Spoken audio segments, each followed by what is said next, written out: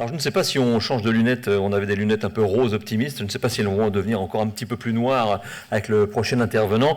Dans la même lignée que ce que nous a dit Grégoire Cortot, je propose d'accueillir Arthur Keller, qui est spécialiste des vulnérabilités et risques systémiques et des stratégies de résilience. Vous êtes consultant, formateur, conférencier et auteur, et puis vous êtes aussi le grand architecte d'un programme de 300 propositions pour une transition sociétale de la France vers la résilience. Alors, noir c'est noir, mais de temps en temps il y a un peu de jaune quand même. Anticiper l'inéluctable, je vous propose d'accueillir chaleureusement Arthur Keller, s'il vous plaît. Bonjour à tous et merci d'être ici. Alors effectivement, j'ai envie de dire oui mais, et je ne vais pas exactement porter le même discours que ma prédécesseur. Je vais plutôt m'inscrire, pour être franc, dans la lignée de ce que dit Grégoire. En ce qui me concerne, donc, effectivement, bon, vous m'avez présenté, je vous remercie. Effectivement, je suis systémicien. Je m'intéresse à l'analyse systémique des systèmes. Ça fait un petit peu redondant, mais à l'analyse systémique, on va dire.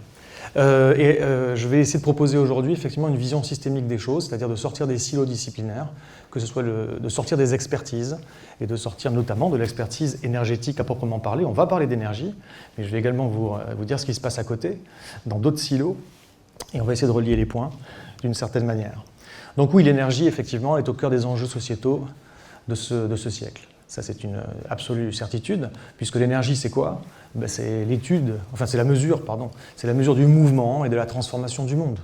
Tout, finalement, n'est qu'énergie. Et donc, que ce soit sous une forme ou une autre, l'énergie est omniprésente, elle le restera par définition même. Aujourd'hui, nous sommes face à pas mal de problématiques, notamment, vous le savez, une problématique climatique, qui a elle-même des implications systémiques. Et à l'intérieur de cette question climatique, eh bien oui, il y a une grande importance, une importance prépondérante de la question énergétique, étant donné le couplage extrêmement fort entre l'industrie de production d'énergie d'une part et les émissions de gaz à effet de serre. Seulement voilà, on est coincé entre j'ai envie de vous dire, entre deux problématiques. La première problématique, j'aimerais bien qu'il m'affiche ce que je lui demande de m'afficher, il ne veut pas. Bon, eh bien, tant pis alors. Tant pis. La première problématique à laquelle on est confronté, c'est qu'on est totalement accro à l'énergie.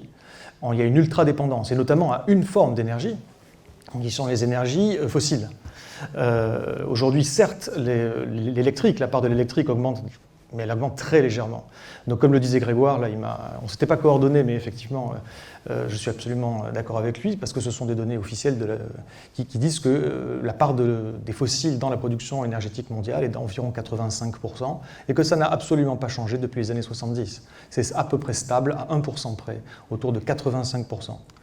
Donc le premier problème, c'est qu'on est accro. Le deuxième problème, c'est ça. C'est qu'il est absolument vital et urgent de décarboner. Alors comment on fait quand on est coincé entre ces deux problèmes, entre ces deux constats, notre addiction et ce besoin vital urgent de décarboner? Il y a un rapport qui est apparu récemment, qui date d'avril, d'une ONG qui s'appelle Global Witness, qui a montré les projets d'investissement des compagnies pétrolières, gazières et charbonnières dans les années 2000, donc entre 2020 et 2030. Vous savez qu'il y a un fonds vert pour le climat dans lequel on est censé verser, au total, les pays développés censés verser 100 milliards de dollars par an. Et il se trouve qu'on n'y arrive pas. On a beau essayer et promettre, jusqu'à présent, dans les meilleures années, on verse à peu près, je parle de l'ensemble des nations qui doivent mettre de l'argent au pot, on arrive à peu près à 75 milliards de dollars dans les meilleures années. Mais les projets d'investissement des compagnies pétrolières, gazières et charbonnières, pour 2020, c'est 5 000 milliards en 10 ans, donc à peu près 500 milliards par an, pour chercher de nouvelles ressources exploitables de combustibles fossiles. Aujourd'hui, la transition énergétique n'existe pas. Elle n'existe pas. Il y a des variations, il y a des innovations évidemment, il y a des choses qui se développent, même à des taux extrêmement rapides, il faut le dire. Et pourtant, globalement, le reste n'est pas stable. C'est pas comme si on avait de l'énergie électrique renouvelable qui se développait et puis le reste reste égal par ailleurs. Le reste se développe aussi. En Chine, on dit que la Chine est vraiment à l'avant-garde du développement des énergies renouvelables. C'est vrai. C'est vrai, ils font un travail absolument incroyable de ce côté-là. Et puis derrière, ils développent à fond le charbon.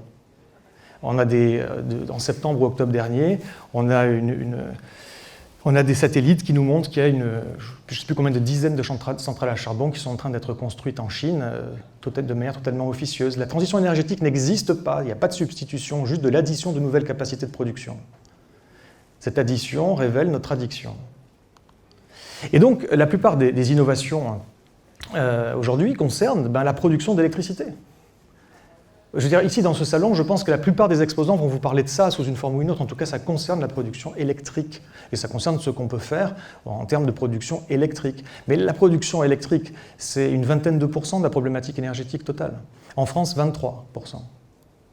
En France, le secteur électrique, c'est loin d'être la priorité de la transition énergétique. En fait, la première préoccupation, c'est les transports, de très loin. Et du point de vue des gaz à effet de serre, et du point de vue de notre dépendance. Aujourd'hui,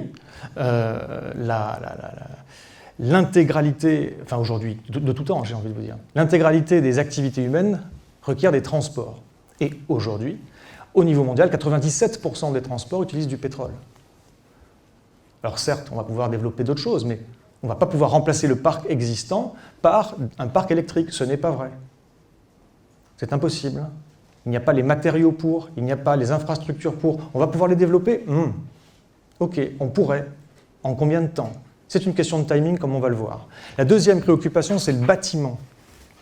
Si on prend par ordre de priorité, en termes de problématiques de gaz à effet de serre, la deuxième préoccupation. Voilà. Donc sur le transport, c'est le pétrole qui est en cause, et sur les bâtiments, c'est surtout le gaz. Je vais vous parler de limites. Les limites du système dans lequel on vit. Quand je dis système, c'est la société dans laquelle on vit, avec d'un côté tous les différents éléments du système, c'est-à-dire tout ce qui compose ce système, les individus, les entreprises, les institutions, les territoires, et puis tout ce qui régit les interactions entre ces différents systèmes et sous-systèmes, c'est-à-dire les règles d'interaction qui sont à la fois les lois, les normes, mais également les règles sociales. C'est ce qu'on appelle un système complexe. Et ce système complexe dans lequel on vit, nos sociétés en réalité, ont des limites. Et du coup, quand on comprend ces limites, on comprend aussi la limite de ce qu'on appelle communément des, entre guillemets, solutions. Pour commencer, je vais vous parler de ça. Vous en avez peut-être déjà entendu parler. En 1971, le Club de Rome a commandité une étude au MIT à des dynamiciens des systèmes et des physiciens. Et en 1972 a paru le rapport au Club de Rome, The Limits to Growth, qui modélise le système Terre de manière assez simpliste, de manière très simple, en tout cas, il n'y avait que 5 grands paramètres, et qui dit voilà comment évolue un système complexe dans le temps, en partant d'un historique de données depuis 1900. Bon, bref, ils ont fait un certain nombre de scénarios, 12 pour être précis, et sur leurs 12 scénarios, dans 9 des 12 scénarios, il y avait un effondrement. Attention, gros mot, il y avait un effondrement qui se produisait au cours du XXIe siècle. Je définirai l'effondrement un peu plus tard parce que c'est une notion dont il faut se méfier. Spontanément, on voit des Mad Max qui apparaissent dans notre tête et il faut un petit peu faire attention à ce type d'imagerie. Donc j'en reparlerai après. En tout cas, quand ils parlaient d'effondrement, eux, c'était quoi ? C'était tout simplement une diminution de la population terrestre assez rapide, population humaine en l'occurrence. Et donc sur leurs 9, je vous disais, sur leurs 12 scénarios, il y en a 9 qui arrivaient à ça. Il y en a 3 où on arrivait à une forme de stabilité, mais pour cela, il fallait rentrer dans une économie de guerre. Il fallait faire une transition extrêmement forte, très rapide, avec une décroissance concertée au niveau mondial et des innovations technologiques absolument formidables dans les années 70. Chose que l'on n'a pas vue. Et aujourd'hui, presque 50 ans plus tard, aujourd'hui, il se trouve que les courbes du monde collent très très bien à un de leurs scénarios, qui est le scénario business as usual, c'est-à-dire on ne fait rien, on continue comme avant. Et nous sommes vraiment exactement sur cette trajectoire, à très peu de choses près. Et globalement, cette trajectoire, d'après leur modèle, attention, ce n'est qu'un modèle, dit ça va s'effondrer aux alentours de la moitié de ce siècle. Alors ce n'est qu'un modèle, une fois de plus. Mais en tout cas, c'est une étude extrêmement importante pour qui cherche à comprendre les interactions entre les différents éléments du système dans lequel on vit. Au début des années, il y a quelques années, il y a une étude qui est apparue qui s'appelle la grande accélération, qui montre que dans la manière dont on utilise les ressources de la planète et dans ce qu'on produit, il y a des formes d'exponentielles, plus ou moins, absolument partout dans ce système. Donc c'est ce que certains également appellent l'anthropocène.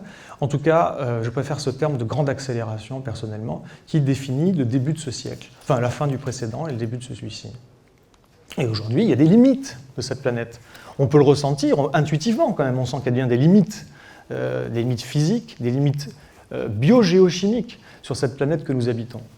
Il y a une étude donc, qui date de 2009 du Stockholm Resilience Center qui a essayé d'évaluer les différentes limites qui existent, limites qu'il ne faut pas dépasser pour rester dans une zone d'opération stable, ce qu'ils appellent Safe Operating Space pour l'humanité. Il se trouve que selon eux, on a dépassé, alors là sur le schéma c'était 3, mais en réalité aujourd'hui il y a une 4e limite qui a été dépassée. La première limite c'est le changement climatique, on le voit tout en haut, climate change, on est dans le rouge. En fait, sur ce schéma c'est la petite ligne verte qui constitue notre évaluation de ce que serait une limite à ne pas dépasser. Donc on l'a dépassé au niveau du changement climatique, mais on l'a encore plus dépassé en bas à gauche sur la perte de biodiversité, et on l'a également dépassé sur les cycles biogéochimiques, les plus grands cycles, à savoir le cycle de l'azote et le cycle du phosphore. Qu'est-ce qui se passe lorsque un système qui a une limite part en exponentielle? C'est ce qui se passe. Ce qui est en train de se passer, c'est objectif, c'est observable, mesurable même, quantifiable. Qu'est-ce qui se passe? Alors voilà, ici, ça vient de Limits to Growth, mais en fait ça, ce n'est pas eux qui l'ont inventé, ce sont des choses extrêmement solides dans le champ de la dynamique des systèmes. Lorsqu'on a un système dont l'empreinte écologique, à savoir l'impact que l'on a sur l'environnement, c'est aussi bien les pollutions que l'on rejette, les ressources qu'on utilise et les dégradations qu'on crée à l'environnement. Qu'est-ce qui se passe lorsque cette empreinte écologique augmente de manière apparemment exponentielle, alors qu'on a une biocapacité limitée? La biocapacité, c'est la capacité du système dans lequel on vit à régénérer les ressources qu'on en prélève, à réparer les dégradations qu'on lui cause et à absorber les pollutions qu'on injecte. Qu'est-ce qui se passe? Il y a 4 possibilités d'évolution d'un système complexe. La première possibilité, c'est en haut à gauche, si on arrive à repousser indéfiniment la limite. On monte cette limite, on la remonte, on la repousse indéfiniment. Ma foi, pourquoi pas? Jusqu'à présent, c'est ce que l'humanité a fait. On a toujours repoussé par les fossiles. On a eu plus d'énergie, donc on a été capable d'aller chercher plus de ressources et donc de faire plus de choses.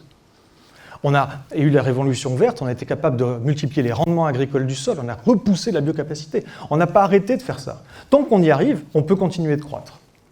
Le problème, c'est que dans le monde réel, on voit bien que ça y est, c'est à peu près fini. J'expliquerai pourquoi, ça s'appelle une loi des rendements décroissants. On n'est plus trop capable de repousser cette biocapacité. Et sauf un Deus ex machina technologique ou autre, ou des aliens qui débarqueraient pour nous faire cadeau de 3 planètes de plus, allez les gars, c'est cadeau. Sauf quelque chose comme ça, sur notre petite planète, on atteint vraiment des limites aujourd'hui. Alors on est en haut à droite. En haut à droite, c'est quoi? Des gens qui disent on va pouvoir rendre tout ça soutenable. Vous savez quoi? On va rester en deçà de la limite. Voilà. Et puis comme ça, on va pouvoir continuer. On va peut-être même, si on continue, là c'est une droite la limite, mais on peut imaginer que ça remonte encore un peu. On va l'augmenter un peu et on va continuer de croître, peut-être un peu moins, mais on va rester sous la limite, donc c'est bon, ça ne s'effondre pas. Ah oui, parce que je vous le dis, si jamais la courbe solide, là, la courbe en noir, dépasse la courbe en pointillé, ça veut dire quoi? Ça veut dire que, vous l'avez compris, on détruit plus que ça ne peut réparer, on injecte plus que ça ne peut traiter, et on prend plus que ça ne peut produire. Cette chose-là n'est pas soutenable. Et si ça n'est pas soutenable, ça veut dire quoi? Que ça s'effondre, d'une manière ou d'une autre. On ne peut pas manger plus que ce qu'il y a dans le garde-manger, on ne peut pas dépenser plus que ce qu'on gagne. C'est aussi bête que ça. Aujourd'hui, donc, il faut rester en dessous de la courbe en pointillé. Donc les gens en haut à droite disent, voilà, on va rester en dessous de cette courbe en pointillé parce qu'ils ont compris qu'il y avait des limites. Ce qu'ils n'ont pas compris, c'est que la courbe en pointillé, on l'a déjà dépassée depuis longtemps. En fait, depuis les années 70. Si on regarde les travaux du Global Footprint Network, qui sont les gens qui ont créé l'indicateur d'empreinte écologique, d'après leurs calculs, on a dépassé en 71. C'est-à-dire que les courbes se sont déjà croisées depuis longtemps. Qu'est-ce qui se passe quand les courbes se croisent? On peut continuer à vivre comme ça, un petit peu hors sol, à produire, à continuer à avoir un flux qui vient de ressources que l'on utilise, mais à mesure qu'on utilise plus que ce que la Terre est capable de renouveler, chaque année on détériore le socle qui fait que cette planète peut durablement produire. On est dans le cas en bas à gauche. En bas à gauche, où à partir du moment où les courbes se croisent, vous voyez que la courbe en pointillé, elle commence à baisser. Et la seule façon de ne pas s'effondrer, c'est vite de faire en sorte que la courbe noire repasse sous la courbe en pointillé. Il n'y a pas d'autre choix. Si on y arrive, alors le système peut se stabiliser et osciller autour d'une position d'équilibre. C'est ce qu'on voit en bas à gauche. Pour pouvoir faire ça, il eût fallu que déjà, il y a un certain temps, nous rentrions dans une grande stratégie de décroissance énergétique et matérielle au niveau mondial. Est-ce qu'on l'a fait? Non. Est-ce qu'on compte le faire? Non. On pourrait peut-être y arriver. Mais comme on n'a pas l'intention d'essayer, malheureusement, on va se retrouver dans le cas en bas à droite. Et le cas en bas à droite, c'est que plus on insiste sur cette trajectoire de croissance, plus on détériore la biocapacité de la planète. Et de toute façon, qu'on le veuille ou pas, la courbe noire va repasser en dessous de la courbe en pointillé. Le système ne peut pas évoluer différemment. On ne l'a pas voulu, on ne le fera pas volontairement, ça va donc nous être imposé. Aujourd'hui, quand on regarde un organisme vivant, rien ne permet de dire qu'il va mourir. Par extrapolation tendancielle, on regarde un organisme vivant, il n'est jamais mort, par définition, s'il est encore vivant. Et donc, ce n'est pas par extrapolation tendancielle qu'on peut prédire qu'il va mourir. Il n'est jamais mort, pourquoi mourrait-il? Mais on sait qu'il va mourir. Pourquoi on sait qu'il va mourir? Parce que c'est un organisme vivant.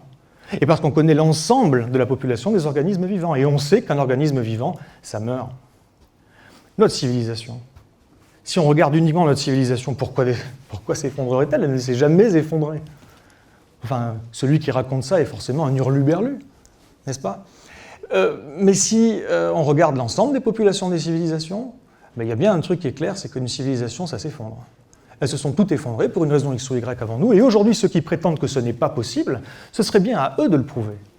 Ce serait bien à eux d'apporter la preuve, et donc, une inversion de la charge de la preuve serait, à mon sens, bienvenue aujourd'hui. Je vais faire je vais faire rapide, je vais vraiment passer rapidement sur les différentes dimensions de la crise dans laquelle on se trouve, et on peut d'ailleurs se demander si c'est vraiment une crise étant quelque chose par définition de passager, mais je vais vous expliquer un petit peu toutes les dimensions de la problématique dans laquelle on est.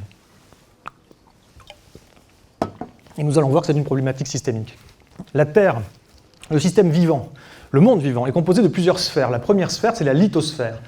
La lithosphère, c'est l'enveloppe rigide de la Terre. On en extrait donc évidemment le pétrole. Et alors, sur le problème de pétrole, il y a un problème d'EROI, le Energy Return on Energy Invested, le taux de retour énergétique, ce qu'on est capable de tirer du sol. Aujourd'hui, effectivement, certes, on a un nombre de barils qui est à peu près constant, grâce d'ailleurs au miracle, j'ai presque envie de dire, du gaz de schiste américain, des pétroles de schiste américains, un nombre de barils par jour ou par an qui est à peu près constant. Mais la quantité d'énergie nette disponible pour les sociétés dont on dispose, elle est en chute. Elle descend significativement parce qu'il faut plus d'énergie investie au départ pour aller chercher les barils que l'on retire. Et il en faut de plus en plus. Et donc on a de moins en moins d'énergie. C'est une des premières questions. Il y a des gens qui parlent de pics pétroliers. Aujourd'hui, ils sont un petit peu moqués par beaucoup de gens en disant « du pétrole, il y en a toujours eu, il y en aura toujours ». Et c'est vrai, il y aura toujours du pétrole. On n'aura jamais la dernière goutte de pétrole, ça c'est une certitude. Mais c'est quand même, il y a un problème de stock un petit peu, c'est-à-dire qu'on n'a jamais trouvé aussi peu de pétrole qu'aujourd'hui.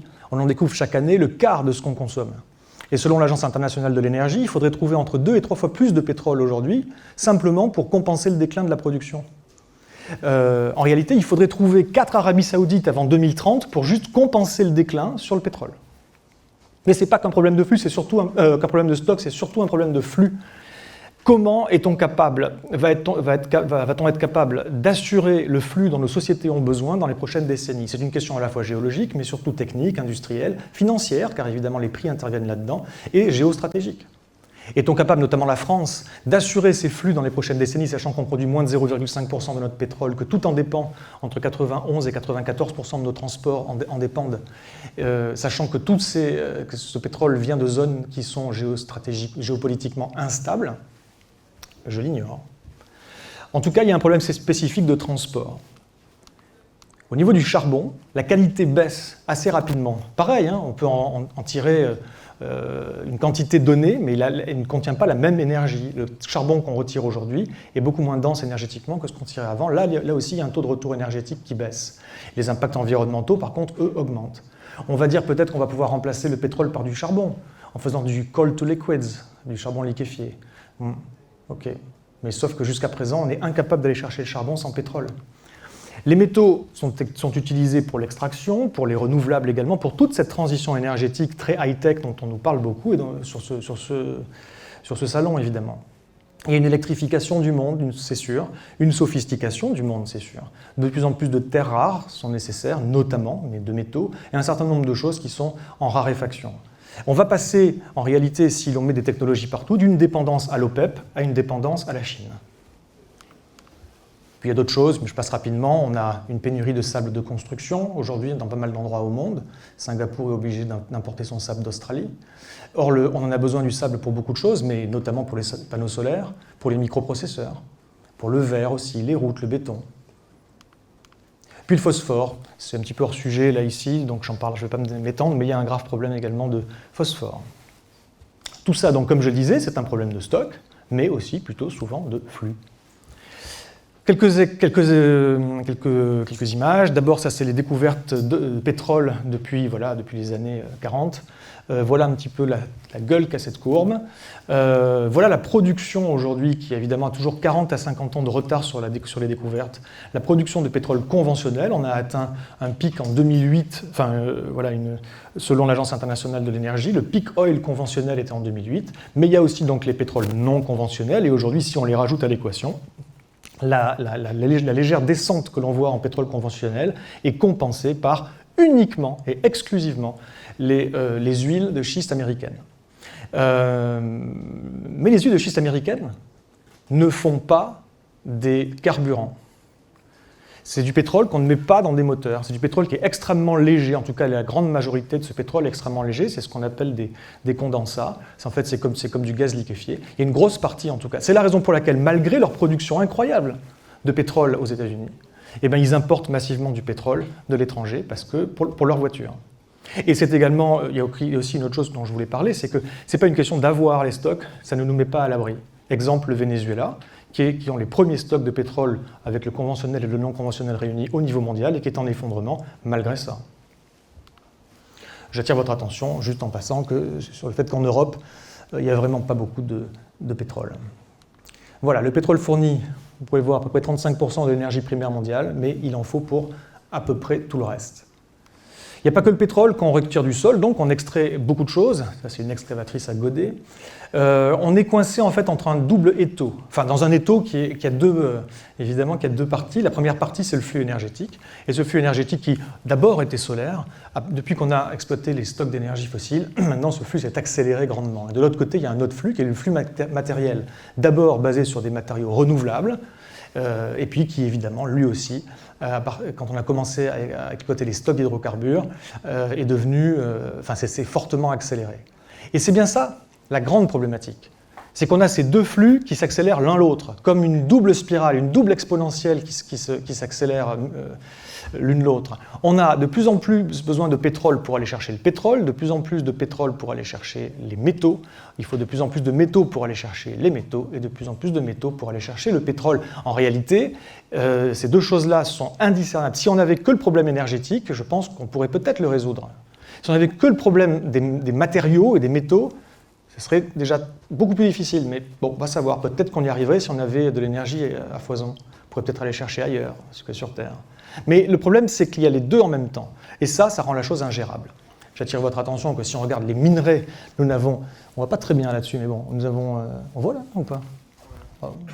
Vous arrivez à voir la carte?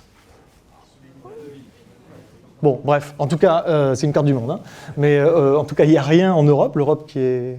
Ah non, je croyais que c'était un pointeur laser, mais ça n'en est pas un. Et j'attire votre attention aussi que si on regarde les métaux, il n'y a rien en Europe non plus. La deuxième partie du monde naturel, c'est l'hydrosphère, l'ensemble des eaux de la planète. Je passe très vite parce que ce n'est pas le sujet ici, mais c'est quand même important de balayer une fois de plus la problématique d'une manière systémique. On a des pollutions et déchets, voilà, des choses comme ça, des choses comme ceci. On a de l'acidification avec, par exemple, la barrière de corail qui est en train de mourir à vitesse grand V. La barrière de corail, c'est 25% de la biodiversité marine. On a du réchauffement, voilà, ça se réchauffe extrêmement vite au niveau des océans, plus... d'une montée des eaux qui est finalement assez constante et qui commence à s'accélérer maintenant. Nous avons une salinisation, voilà, un endroit au Bangladesh qui était une zone cultivée il y a 20 ans et aujourd'hui c'est ça. Un assèchement qu'on observe un petit peu partout. Ce que vous voyez ici, c'est le Rhin en 2018, qui s'est asséché pendant quelques jours à certains endroits. Et nous avons des zones mortes également qui apparaissent, c'est-à-dire des zones anoxiques, sans oxygène, où la vie ne peut pas exister dans les océans, qui se multiplient.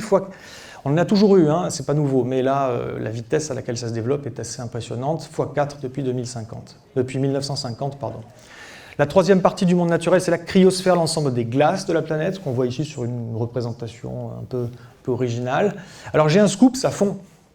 ça fond vachement vite, plus vite que ce qu'on avait prédit dans les modèles. Et en fait, si l'on regarde chaque mois de l'année autour, dans les différents mois de l'année, si on regarde le volume de la glace arctique, voilà, année après année, comment ce volume évolue. Évidemment, la surface, ça ne suffit pas, il faut regarder le volume, mais même il faut aller plus loin, il faut regarder la densité. Aujourd'hui, les glaces sont de moins en moins denses, de plus en plus comme du granité. Et tout ça fait que la diminution de la quantité de glace est beaucoup plus rapide que juste la diminution de la surface que l'on voit depuis les satellites. Enfin, non, pas enfin, il y en a encore 3. La 4e partie du monde naturel, c'est l'atmosphère. Voilà, et l'atmosphère, on en modifie la composition chimique extrêmement vite, les cycles de l'eau et du carbone, qui sont des cycles vitaux. Et puis, bon, voilà, le climat, évidemment, sort de sa zone de stabilité, sans compter les multiples pollutions en gaz et en particules. Si on regarde l'évolution, la coévolution des courbes de CO2 et de courbes de température, sachant que les deux s'entraînent l'une l'autre, au cours des 800 000 dernières années, voilà ce que ça donne.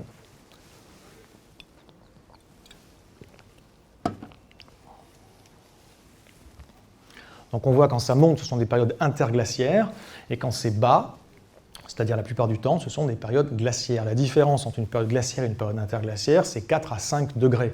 En général, les 4 à 5 degrés, quand on est sorti de la dernière période glaciaire et qu'on est rentré dans l'Holocène, qui est la période actuelle, donc là c'est un petit peu vieux, ça remonte, hein, cette vidéo, on a largement dépassé les 400 ppm aujourd'hui, là on est plutôt par là. Lorsqu'on regarde effectivement le passé, eh bien on se rend compte que le passage à 5 degrés de moins qu'aujourd'hui vers aujourd'hui, il s'est fait en 4000 ans environ. Aujourd'hui, on fait la même chose en 200 ans. La différence, c'est qu'en 4000 ans, la faune et la flore ont le temps de migrer et de s'adapter. Aujourd'hui, ce n'est plus le cas en 200 ans. Accessoirement, on a construit des villes et des routes partout qui empêchent cette migration encore plus. Ce qui fait que ça ne sera pas le même scénario en accéléré. Ce n'est pas la même chose du tout. Pas une différence de degré, mais de nature. La biosphère, c'est la 5e dimension du monde vivant. C'est une catastrophe. Voilà, je ne sais pas comment dire. C'est à glacer le sang, c'est une horreur absolue qui est en train de se passer au niveau de la biosphère, l'ensemble du vivant. On a, par exemple, 60% des vertébrés qui ont disparu en 44 ans. Donc entre 1970 et 2014, 60% des vertébrés. Ça veut dire les mammifères, terrestres et marins, les poissons, les amphibiens, les reptiles et les oiseaux. Alors entendons-nous bien, hein, quand on dit qu'ils disparaissent, c'est pas ouf, ils ne disparaissent pas tout seuls. Hein, c'est nos modes de vie qui les font disparaître, et c'est pas du tout un procès d'intention, c'est juste un fait. Nous avons également un tiers des oiseaux de campagne qui a disparu en 15 ans, un taux de disparition des insectes qui est jusqu'à 8 fois plus élevé que celui des vertébrés dont je vous ai parlé. On a 80% des insectes nord-européens qui ont disparu en 30 ans, un invertébré sur 5 qui est menacé d'extinction. Voilà ce qui est en train de se passer aujourd'hui. On ne le voit pas trop parce qu'on vit dans des villes, et peut-être demain dans des smart cities, on le verra peut-être encore moins, n'empêche que ça, c'est observé, ce n'est pas des théories, c'est des observations. La 6e partie du monde vivant, c'est la pédosphère, l'ensemble des sols. 75% des terres de la planète sont dans un état critique à cause des pratiques agricoles intensives, de l'urbanisation, des activités industrielles. Et les Nations Unies nous ont alertés en février d'un risque de pénurie alimentaire mondiale. Donc ça c'est l'état constaté du monde naturel. Et à côté de ça, on a un monde humain, ce qu'on appelle l'anthroposphère. L'anthroposphère, c'est ça. Bon, voilà, c'est la Terre vue du ciel la nuit. On voit qu'il y a pas mal d'endroits où l'humanité est présente, on va dire, technologiquement parlant. L'anthroposphère, c'est ça, c'est les bateaux, c'est ça, c'est les avions, c'est ça, c'est les constructions, c'est nous, les humains, c'est les déchets, les produits. Il y a une explosion de l'anthroposphère, c'est une croissance exponentielle qui fait que l'empreinte écologique de l'humanité, la courbe en rouge, dépasse aujourd'hui, et comme je vous le disais tout à l'heure, depuis le début des années 70, la capacité de charge. Et donc, nous sommes en déficit écologique, c'est-à-dire nous sommes dans une situation qui est, au sens premier du terme, insoutenable. Question ? Non, pas qu'est-ce qu'on fait, ça on le voit après. D'abord, question, nos sociétés peuvent-elles perdurer quand toutes les composantes du monde naturel, dont nous dépendons, qu'on veuille le voir ou non, que ce soit derrière nos décors ou pas, quand toutes les composantes du monde naturel sont en effondrement, ou en pré-effondrement, ou en atteinte de limites? Non. Ce n'est pas de l'idéologie de ma part que de vous dire que non, ça n'arrivera pas. C'est de la science. Et tout le reste, On peut développer les smart grids à fond, ça n'empêchera pas ça. C'est juste hors sujet. En tout cas, on est dans l'épaisseur du trait, on agit à la marge. Ça, il faut s'y préparer.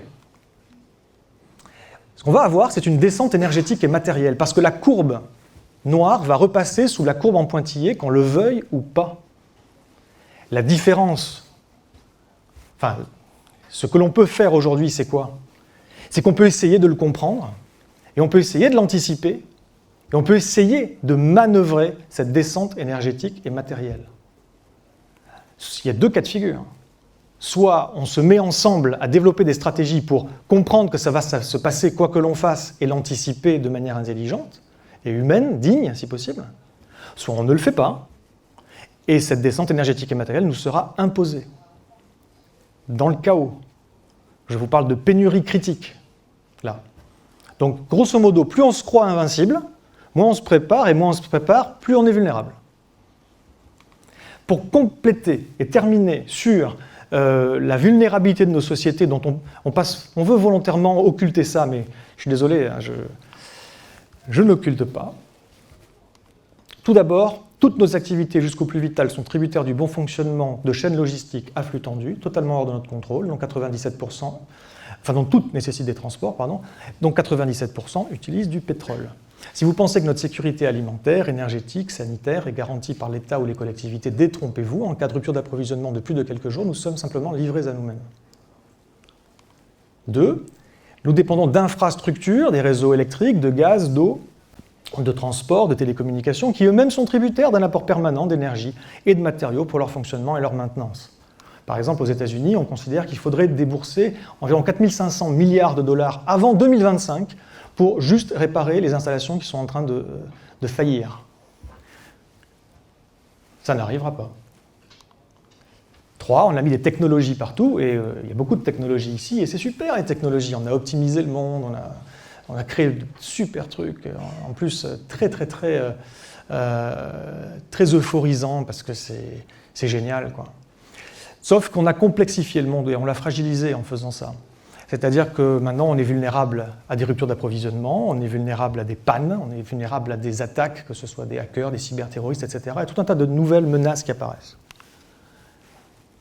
Et enfin, on est tributaire de marchés financiers qui sont instables.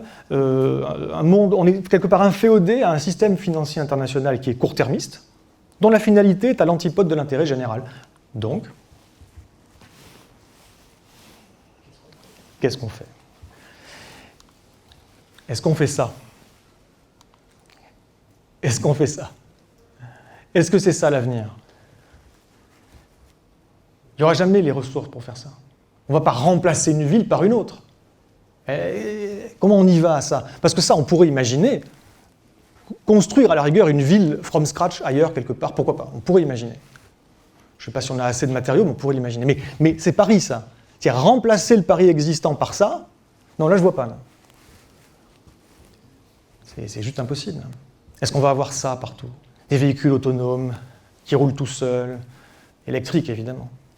Sachant que, par exemple, le patron d'Intel nous dit qu'un véhicule autonome, c'est 4 terabits de données par jour, surtout avec les caméras à haute définition.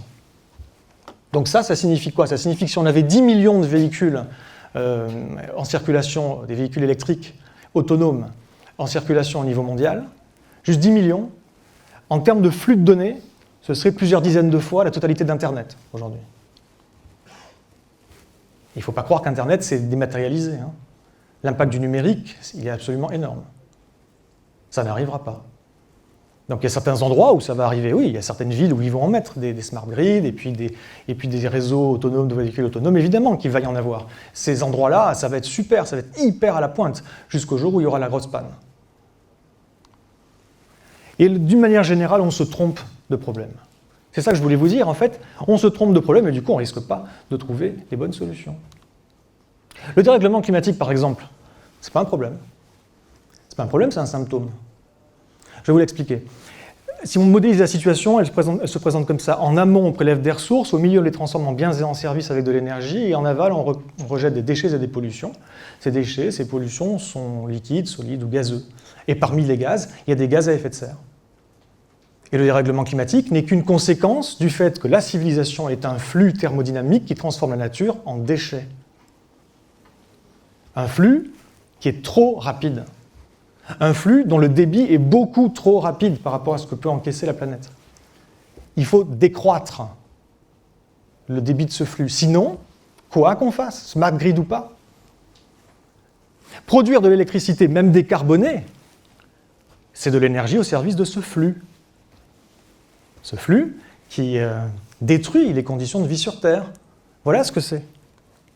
J'ai oublié de passer à la slide suivante. Voilà. Ça détruit la nature en déchets. Donc, la transition énergétique doit avant tout être une désescalade énergétique. L'avenir sera sobre ou l'avenir sera sombre. Il faut basculer de l'écologie de l'offre, comment on produit les choses, à l'écologie de la demande. Comment on consomme, qu'est-ce qu'on consomme, pourquoi on consomme. La transition énergétique doit être une composante d'une palette de stratégies s'attaquant aux causes primaires, pas simplement aux symptômes. Si demain, nous arrivons à décarboner cette civilisation, et il faut le faire, si on y arrive, on va peut-être soulager la machine climatique. Il faut le faire, vu les implications. Donc je ne suis pas en train de dire qu'il ne faut pas le faire, hein, c'est extrêmement important. Mais ce que je suis en train de vous dire, c'est que si on ne fait que ça, s'attaquer aux symptômes, mais pas à la cause, on va quand même s'effondrer. Simplement, la pression se sera déplacée ailleurs dans le système, sous une autre forme, mais ça reviendra à peu près au même. Aujourd'hui, qu'est-ce qu'on a à notre disposition? On a des COP. La question climatique est évidemment une question aujourd'hui, c'est certainement celle où il y a une prise de conscience majeure au niveau international. C'est celle qui est la plus exemplaire quelque part à ce niveau-là. On a un sommet multilatéral annuel, on a des milliards investis, on a un marché du carbone, on a des transitions énergétiques dans X pays avec des innovations en veux-tu en voilà, des clean tech, des green tech, des smart tech. On a tout ça. Et pas la moindre inflexion des émissions de gaz à effet de serre. Zéro, même ça continue à monter. Zéro, hein. Et puis, toutes les COP dépendent de la CCNUCC, c'est-à-dire s'inscrivent dans un cadre qui est défini par la Convention 4 des Nations Unies sur les changements climatiques. Et dans cette Convention 4, article 3, alinéa 5, il y a écrit ça. L'impératif de croissance économique. Parce que l'on est encore dans cette idée que s'il n'y a pas de croissance, alors on ne peut pas financer des investissements dans ceci, cela, des innovations, des machins qui vont permettre de résoudre le problème. Mais ça, c'est pour se faire plaisir. Ça, c'est une mythologie. Il n'y a rien qui prouve ça. En fait, l'entièreté de l'expérience du monde réel tend à démontrer le contraire jusqu'ici.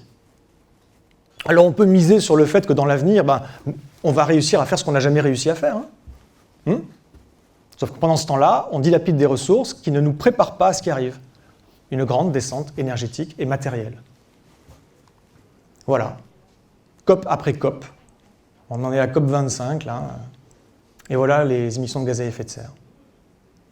On s'entête dans des stratégies de croissance alors qu'on ne sait pas découpler le PIB, la production de richesse, et voilà. Et donc tu faisais référence tout à l'heure, Grégoire, à l'étude en fait de Hickel et Kallis, là, Giorgos Kallis, qui effectivement tend à démontrer d'une part que pour la question des émissions de gaz à effet de serre, si on voulait pouvoir avoir une décroissance des émissions qui permettent une légère décroissance, effectivement, il faut être à une croissance mondiale inférieure à 1%. Si on veut atteindre l'objectif de 1,5 degré, il faut en fait être en dessous de 0,5 points de croissance, selon eux. Et si l'on veut... je me suis trompé. Si l'on veut rester en dessous des 2 degrés, il faut moins de 0,5 points de croissance. Et si on voulait atteindre les 1,5 degrés de réchauffement climatique, rester en deçà de ça, ou en tout cas revenir à la fin du siècle en deçà de ça, il faudrait effectivement être en décroissance dès maintenant. Ça, c'est empiriquement leur étude qui a montré sur un certain nombre de ce qui se fait du côté de la consommation de ressources, du côté des émissions de gaz à effet de serre et du côté de l'amélioration de l'efficacité énergétique également. Et la deuxième chose que dit cette étude, c'est qu'en fait, au niveau matériel, parce qu'on parle beaucoup de GES, de gaz à effet de serre, mais il n'y a pas que ça, au niveau matériel, il y a un recouplage énergétique. On est beaucoup moins efficace sur l'usage des matériaux qu'il y a 40 ans. Il nous faut toujours plus de matériaux pour produire 1 point de PIB. Et de ce côté-là, il n'y a pas de découplage. Il n'y a pas une amélioration de notre efficacité à utiliser les matériaux. C'est le contraire qui se passe. Depuis déjà 40 ans, à peu près. Donc on peut se la raconter autant qu'on veut sur notre capacité à découpler dans le futur. Et tout miser, c'est ce qu'on fait aujourd'hui, miser l'avenir du monde sur cette capacité. C'est un sacré pari. Et donc voilà, est-ce que ça va s'effondrer? Alors un effondrement, il ne faut pas voir un truc terrible qui arrive du jour au lendemain, un événement, et puis hop, tout de suite c'est Mad Max. Non, c'est pas ça. Enfin, ça pourrait arriver si jamais il y a des fous qui appuient sur certains boutons rouges, mais c'est pas de ça que je parle. Nous, quand on parle d'effondrement ici, on parle de processus. Ce sont des processus complexes, protéiformes, qui prennent beaucoup de... Et ce processus est déjà enclenché. Le processus dont je vous parle est déjà enclenché. L'effondrement du monde naturel, je vous en ai parlé, il est en cours, point. Il est en train de se produire, il est déjà bien avancé. L'effondrement des sociétés humaines, il suit. Il est juste derrière. En fait, c'est quoi l'effondrement? C'est une décroissance subie des flux d'énergie, de biens, de services, de personnes, couplée à une réduction incontrôlée, c'est-à-dire il y a une notion de perte de maîtrise, de la complexité, de la taille des sociétés, et puis des systèmes politiques, et des systèmes administratifs, sociaux, économiques et technologiques. Voilà ce que c'est un effondrement.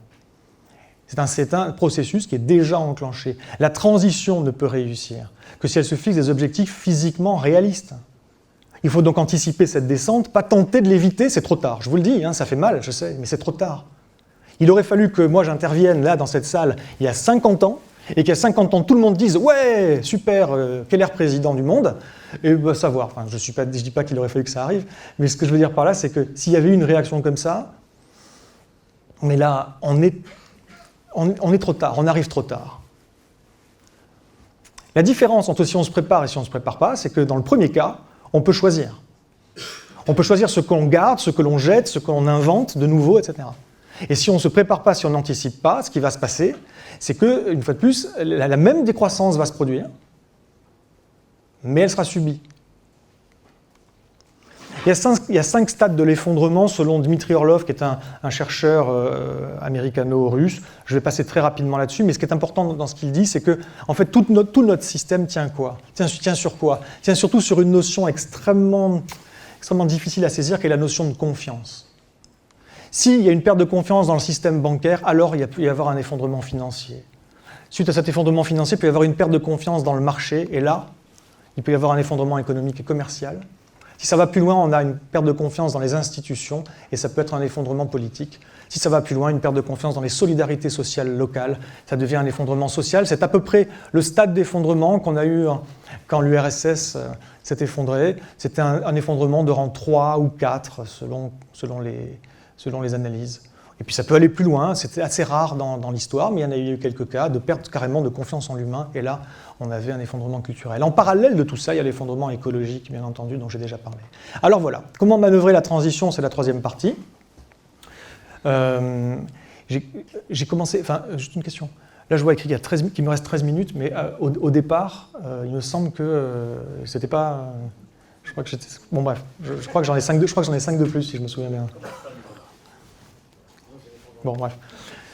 Comment manœuvrer la transition? La première chose à faire, c'est ça. C'est déconstruire pas mal de choses. Il y a de nombreuses déconstructions à faire qui sont intérieures, qui requièrent des efforts, mais qui sont libératrices, qui permettent de diminuer les dissonances cognitives, d'une part, ce qui peut-être nous permettra d'être plus heureux, ce qui permet également peut-être de penser out of the box, vraiment de faire un pas de côté et de voir les choses telles qu'elles sont, plutôt que de se réfugier dans ce qui nous plaît.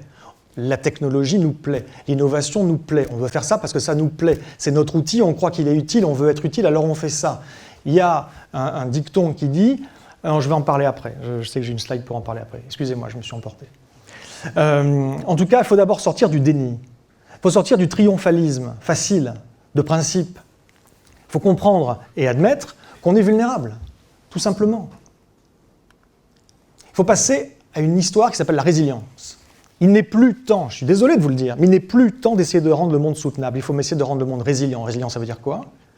Apte à encaisser les chocs systémiques qui viennent, c'est-à-dire apte à rester, enfin ne pas s'effondrer totalement, à protéger les fonctions vitales essentielles lorsque ce choc va se produire. Quand je dis quand il va se produire, une fois de plus, je donne une impression que c'est un événement. Non, ce n'est pas un événement, c'est un processus, ce sera graduel, jusqu'à un certain point.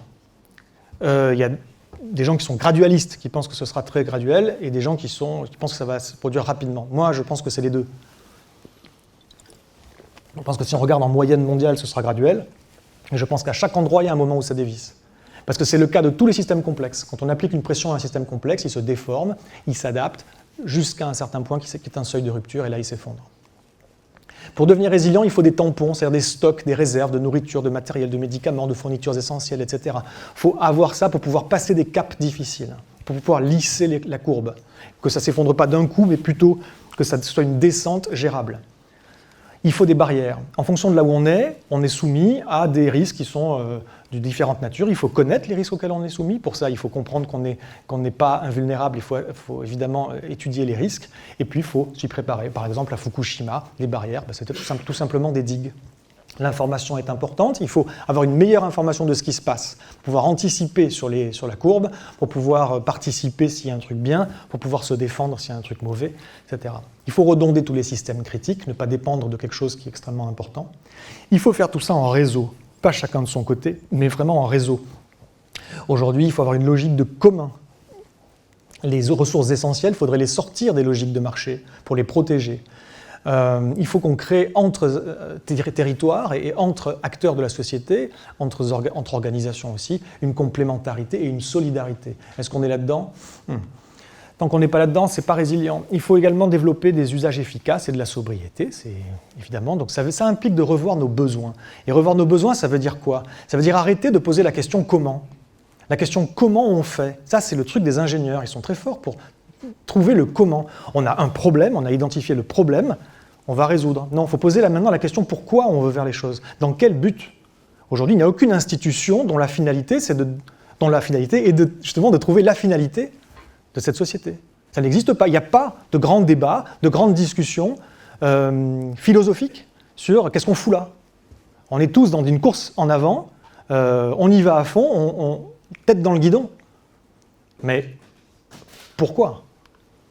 Les ressources précieuses pour l'avenir, c'est avant tout vous, c'est les gens, parce que le pouvoir de visualiser l'avenir d'une collectivité appartient aux individus qui la composent. Il faut une pensée système. Il faut arrêter maintenant d'avoir des experts de différents champs disciplinaires qui vont chacun nous parler en silo et qui disent tous des bêtises, tous. Il faut des experts, il en faut plusieurs par discipline à chaque fois.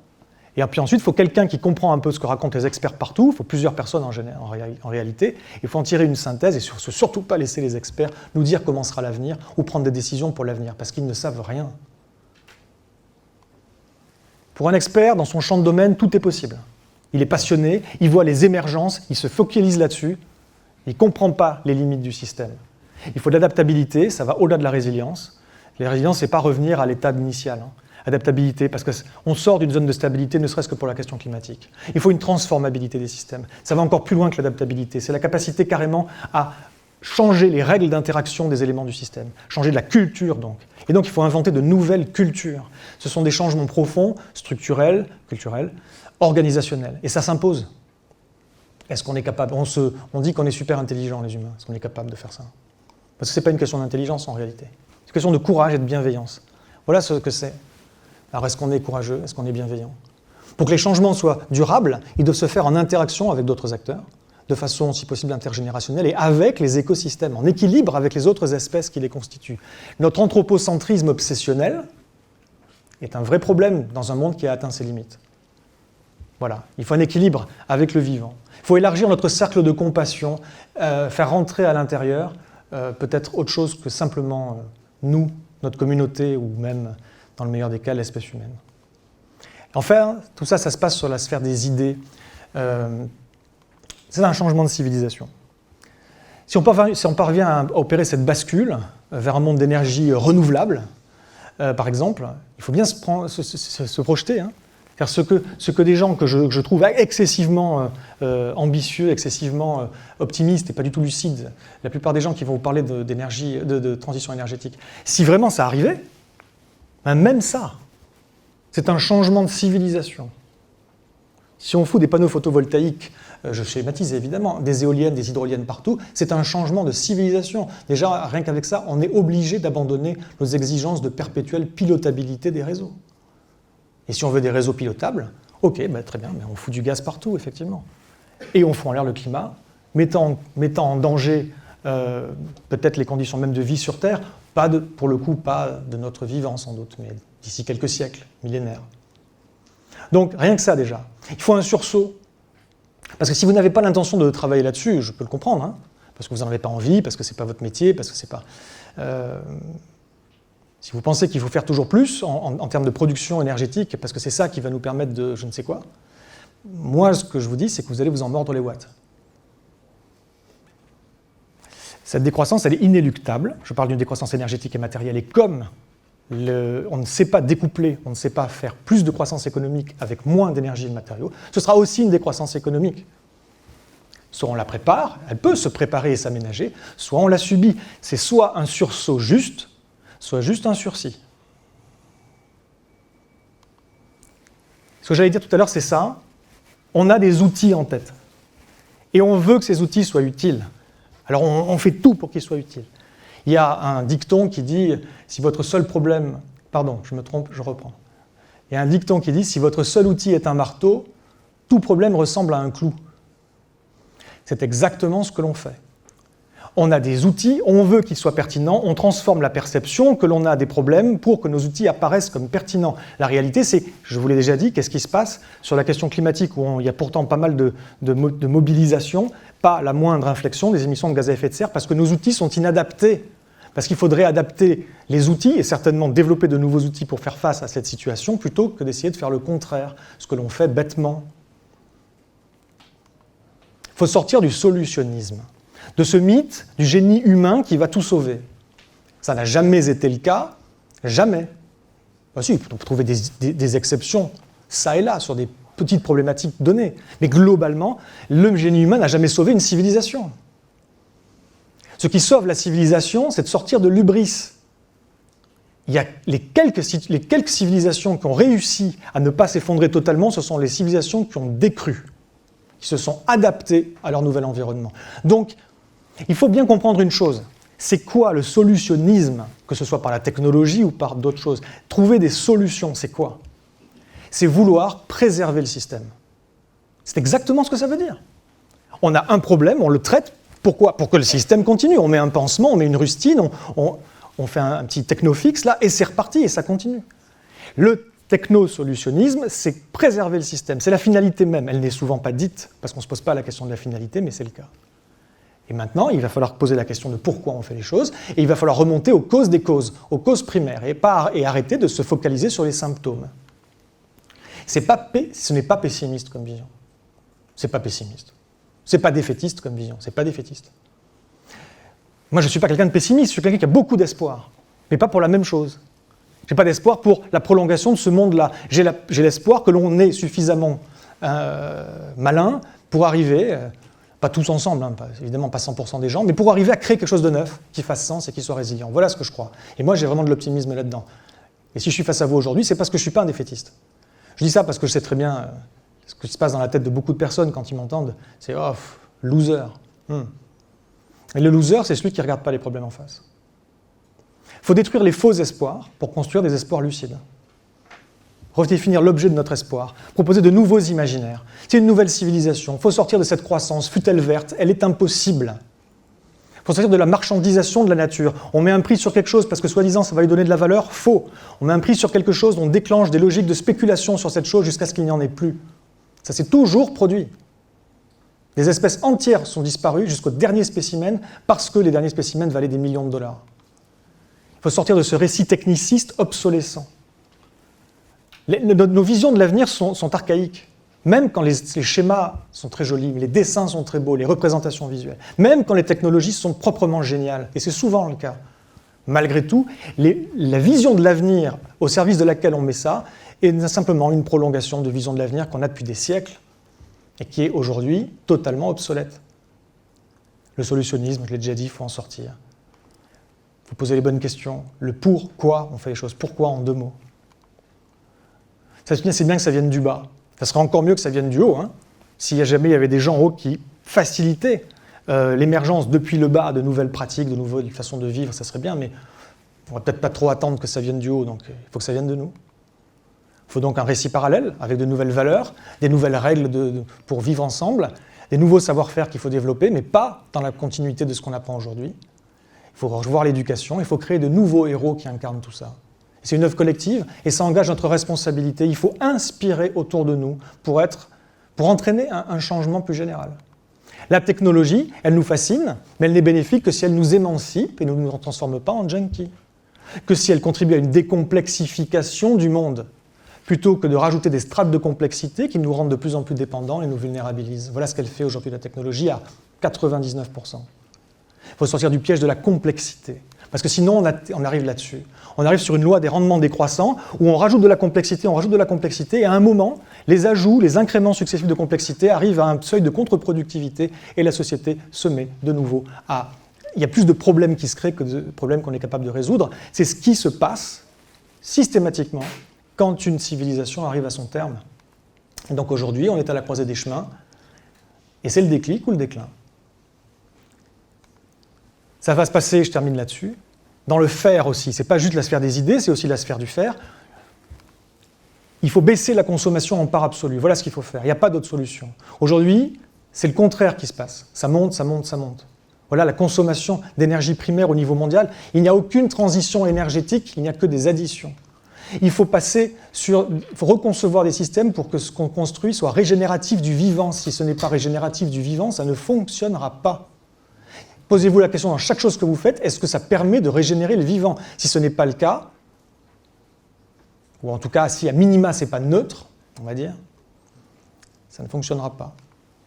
Il faut vivre différemment, fonder de nouvelles sociétés, peut-être en parallèle de ce système insensé, des sociétés libérées de la course au toujours plus. Construire des alternatives inspirantes. Ensemble. Il faut se raconter ces choses-là. Des nouveaux imaginaires, des nouveaux récits. Il faut se poser cette question, que peut-on faire pour vivifier notre communauté et la nature?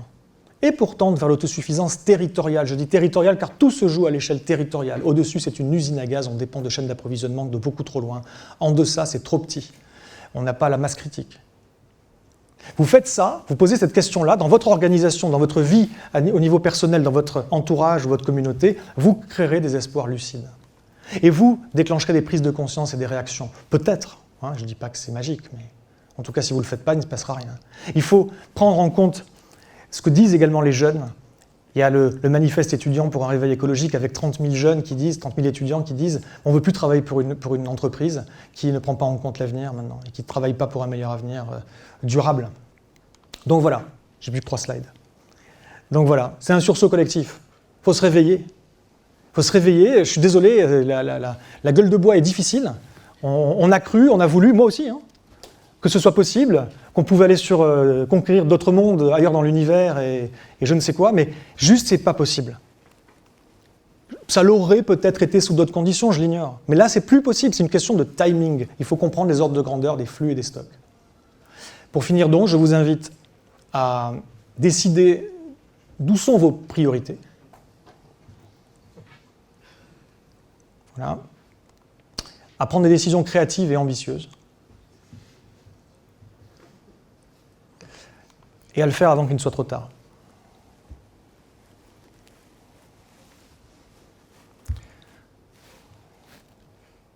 Je vous remercie.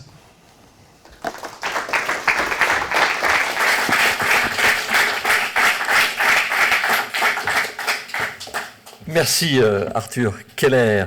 Alors, comme c'est la pause qui est derrière vous et qui va nous permettre de régénérer notre vivant, on a un tout petit poil débordé, mais on peut s'accorder quand même, si vous le souhaitez, établir le dialogue ou le débat avec le conférencier. Donc voilà, je me tournerai volontiers vers vous avec un micro pour que vous puissiez évoquer peut-être vos sentiments très partagés, très sombres peut-être après cette intervention.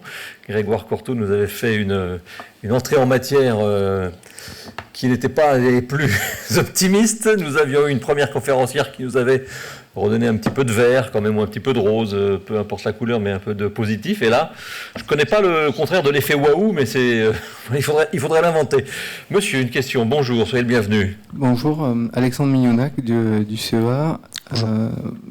Donc moi, j'ai fait des études dans l'environnement et on m'avait appris le développement durable et le monde soutenable.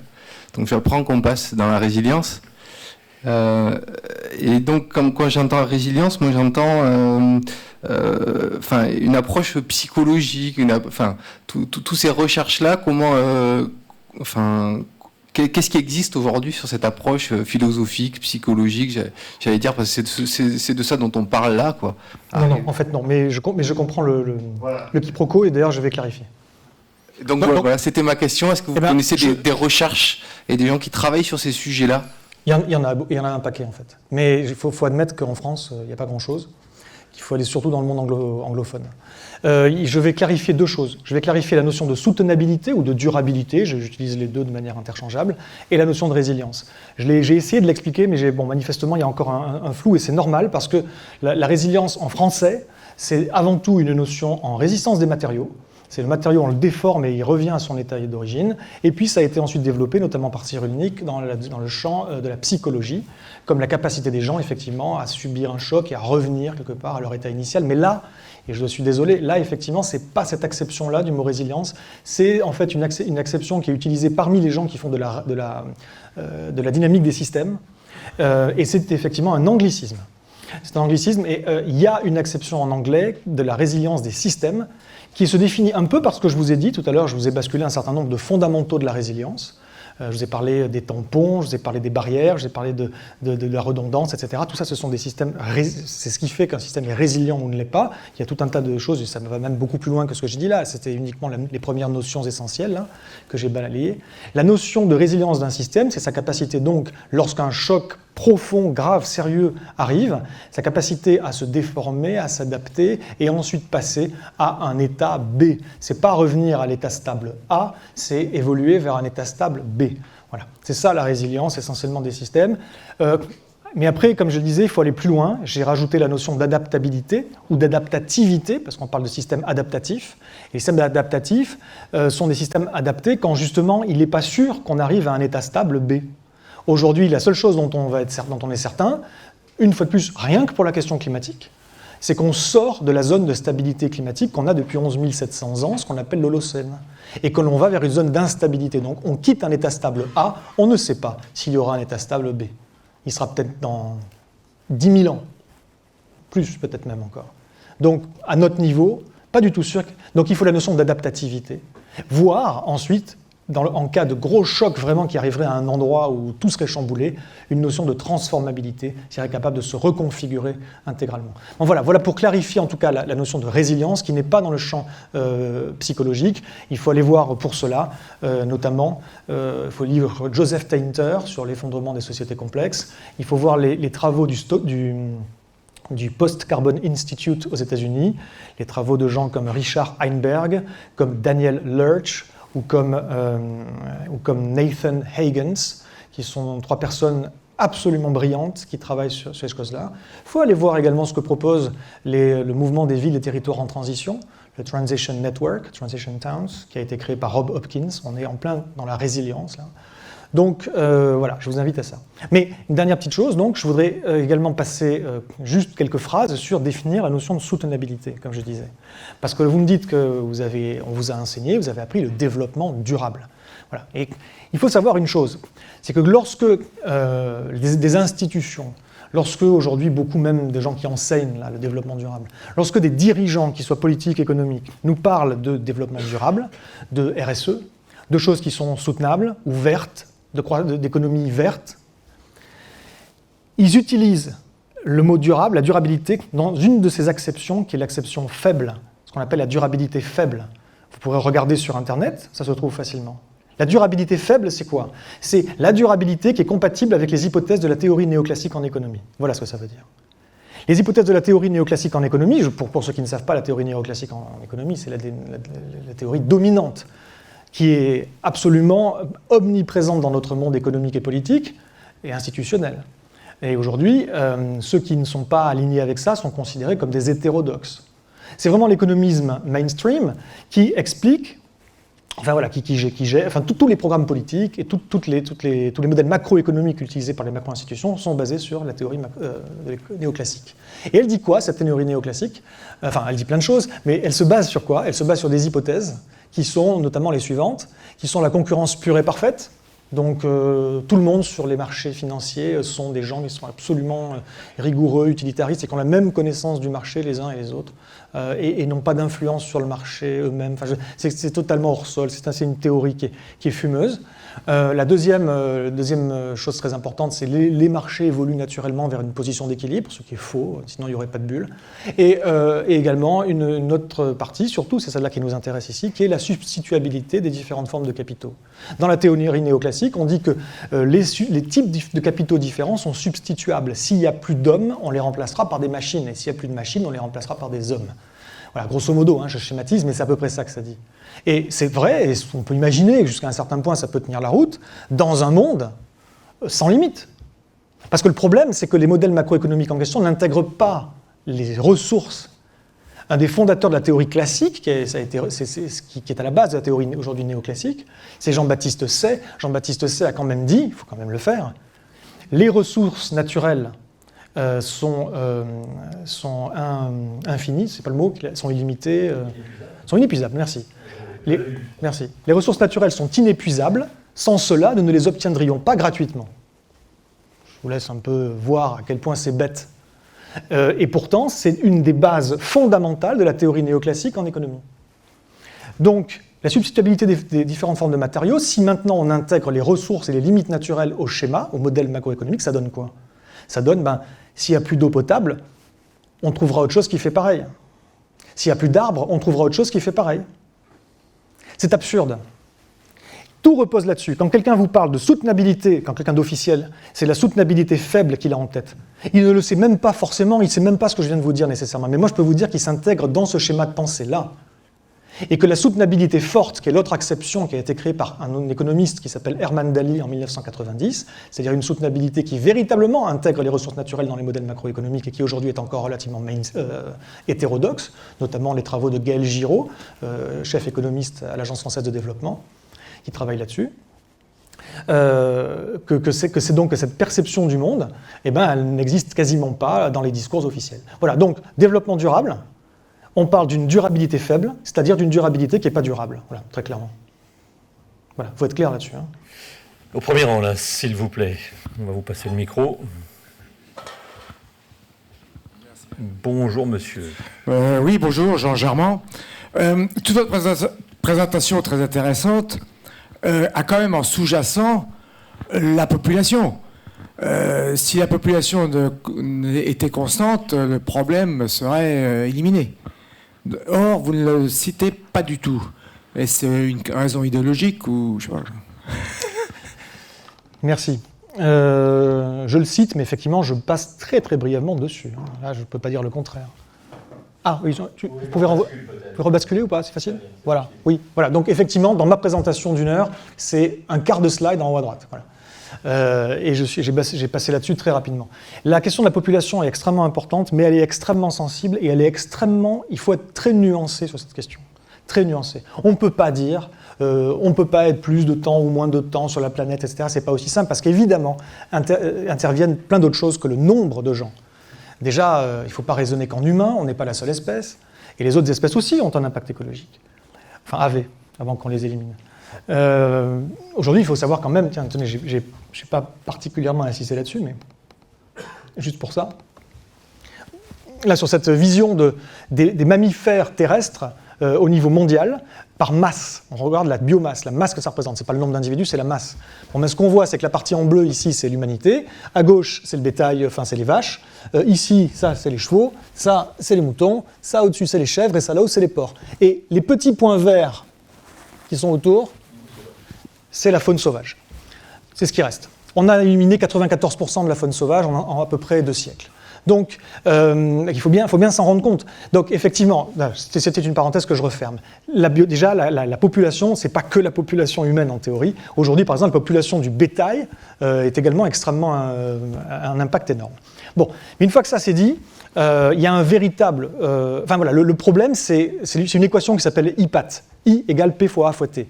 I, c'est l'impact qu'on a sur la planète, c'est égal à la population, multiplié par ce qu'on appelle l'affluence, c'est-à-dire le mode de vie, dispendieux ou pas, et fois T. T, c'est une espèce de facteur technologique, c'est grosso modo, c'est l'efficacité avec laquelle on utilise les ressources. Voilà, I égale P fois A fois T. C'est très schématique, elle est un peu conceptuelle, quoi, en fait, cette équation, est un peu théorique, mais elle est intéressante. Parce qu'effectivement, la population est un véritable problème aujourd'hui, mais elle se multiplie avec les autres problèmes, avec le fait qu'on vit comme on vit dans ce monde tel qu'il est, et avec un paramètre technologique qui, certes, permet un certain nombre d'améliorations dans notre capacité d'utiliser les ressources du monde, mais pas tant que ça. Comme je disais tout à l'heure, par exemple, sur la question des matériaux, eh ben, c'est pas le cas. On est moins bon qu'il y a 40 ans.